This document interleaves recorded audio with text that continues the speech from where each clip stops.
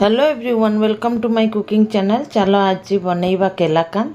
पूरा इत्ते स्वादिष्ट कि कहले न सरे, कारण मुहेरे पकेला मात्रे ही मुहेरे पूरा घुली जीव। एते स्वादिष्ट होइथिला जे दुकान ठू भी बेसी बड़ी जाइथिला। तो आज एको ही बनैकी तुमको देखेइबी। आज लक्ष्मी पूजा उपलक्षे माने गुरुवार रो उपलक्षे बनैछि। मु प्रति गुरुवार रे किछि ना किछि मिठा भोग दिए, तो सेति पई कि बनैछि। तो मु कहली चलो वीडियोटा बनई दबा। तो वीडियो बनैकी तुमको देखौछि। जदि वीडियोटा भल लागिबो गाइस तो लाइक कमेंट शेयर और सब्सक्राइब करिया को भूलिबनी। आज बनैछि 1 कप मिल्क पाउडर रे, याठू भी बेसी मु एठी सजेइछि अधा। आउरी बड़का भी अच्छी। बहुत गुड़े केलाकांद बनिकी तैयार हो जाइए। कम से कम 800 रु 900 टंकार केलाकांद तुम बनई पार। तो ये देखिपे मु अधा कप मिल्क उषुम क्षीर को नहीं जाइए। आतीरे 1/4 कप मुझे चीनी को नहीं जाऊँगी। एठी मु कौनसी पाउडर चीनी को नहीं से कि मु गरम क्षीर रे चीनी को दौची। ताहले कौन हम ना फटाफट आमर चीनीटा क्षीर रे गोली हो। जदि तुम पाखे पाउडर सुगर न थाए तो तुम यही भाव में यही प्रोसेस रे करिपार। मु जो भाया करुच्ची एतिरे कौन सी तुमको एक्सट्रा रे पाउडर माने सुगर को पाउडर करिया दरकार नहीं। एठी 1/4 टीस्पून मु अलैच पाउडर को पकई दउची। पकईकी एको भी मिसई दउची। तो चीनी घुलिया जाए यही भाव में गोलिब तो चीनी फटाफट से गोली हो। एठी मु 1 कप पाउडर क्षीर को नहीं जाइए। तेमे चाह तो जो कौन सी भी पाउडर क्षीर को तेमे एठी नहीं पार। तो पाउडर क्षीर एमतारे ही बहुत माने मीठा थाए।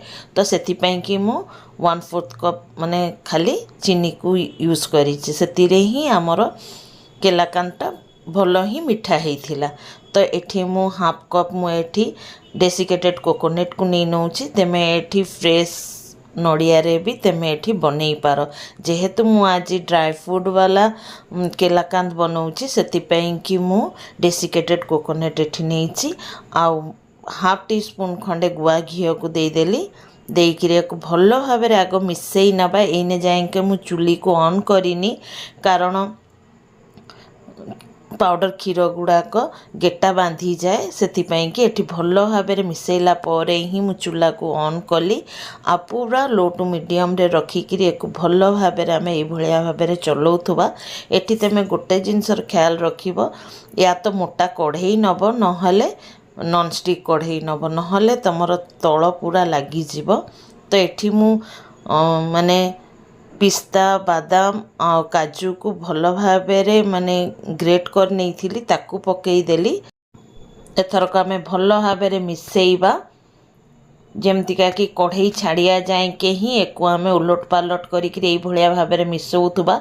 तेमे इने देखि पारुथुबो आमर जो मिश्रणटा से भल भाव में तैयारी हो जाइए। आ कढ़ई मध्य छाड़िया को लगी जाइए। याठू बेसी आ कुक करवानी। गैस को एथरक ऑफ करदबा, कारण याठू बेसी कुक कले आमर सॉफ्टनेसटा रहिबनी। एठी मु गोटे ट्रे नहीं ता दिहरे अल्प टिके नाकु घी को लगेइकिरी ग्रीसिंग कर दउची। ताहले कोन हबो ना केलाकांदटा आमर फटाफट से उठी जिवो। तम पाखे जदि बर्फी जमेयार ट्रे थाए तो सेतिरे तमे बर्फी को जमेई पारिबो। तो एठी मु गोटे साधारण ट्रे को ही नहीं ता धीरे घी लगेदेली। आ जो मिश्रणटा बनई थी ताकू ट्रांसफर करदेली। आ हल्का भाव में माने को दबे दबे यार गोटे स्क्वायर शेप नहीं नवा। ताहले आमर केलाकांद काटिया को सुविधा हो। ये देखुथुबो मु पूरा स्क्वायर रे कर देइछि। ऊपर टिके नाकू प्लेन कर दउछि।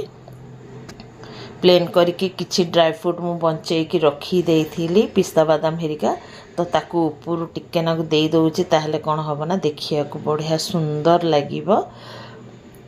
तेमे तमर निज हिसाब रे सजेई पारो। रोज पेटल भी तेमे काटिकी देई पारो, सेतिरे भी बहुत सुंदर देखा जिवो। तो ये मु सब गुड़ाक देला पर एठी देखि पारुथबो केते सुंदर लागुची। ऊपर टिके नाकू दबेई दबा, ताहले कोन हबो ना से पूरा सेट हो जिवो। आमर सेट होला पर टिके नाकु ठंडा हो गला पर ही एको काटिबो नचेत पूरा भांगी जीव कारण बहुत सॉफ्ट हेछि हमर मिठाटा आ खाया को एते टेस्टी हेतिला ना गाइस सतेरे कहूची घर लोक बिल्कुल भी जानी पाइलेनी कि मु घरे तैयारी करिछि पूरा एकदम होटल रे जेमती का मिले मिठा दुकान रे सेही भलिया ही टेस्टी हेतिला पूरा खाइबा को एठी छुरी रे मु टिके नाकु घियो को लगेई देइछि कि ता देहरे भी लाखिबनी बोलिकिरी तो तेमे तमर शेप एंड साइज निज हिसाब रे करी पार केला कान तो एमतारे ही चारकुणिया मिले तो मु सेही हिसाब रे ही काटुची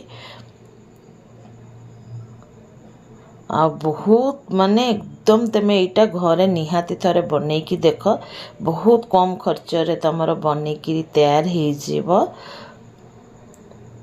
एटी देखि पारुथबो मु बहुत हल्का हाथ रे काटुची कारण देखिया चक्कर रे मु एकु माने बहुत ठंडा करिनी एकु जदी फ्रिज रे रखी देई थांती तो बेसी भलो हेई थांता बढ़िया भाबे रे सेट भी हेई जाई थांता काटला बेले भी एते असुविधा हेई न थांता तो एठी मु सब गुडा काटी सारिची गोटे तुमको काढी की देखई दउची को भलिया भाबे रे हेईची आ केते नरम आ केते बढ़िया हेईची खायाटा तो तुम जानी पारिबनी गाइस खाली मु जहा कहूची सही हिसाब रे ही जानी पारिबो ता स्ट्रक्चर देखि कि तुमको निहाती जानी पारुथबो केते बढ़िया मिठाटा हेईची हमर जदी वीडियोटा तुमको टिके भी भल लागिबो गाइस तो लाइक कमेंट शेयर करिवो आ कोठु देखुछ गाइस एटा निहाती कमेंट करके जणैबो कि कोठु देखुछ आ एको घरे निहाती बनैले तार भी कमेंट मते करिवो कि केमती हेईथिला आशा करूची तमे समस्ते भलरे थिबो सुस्थ थिबो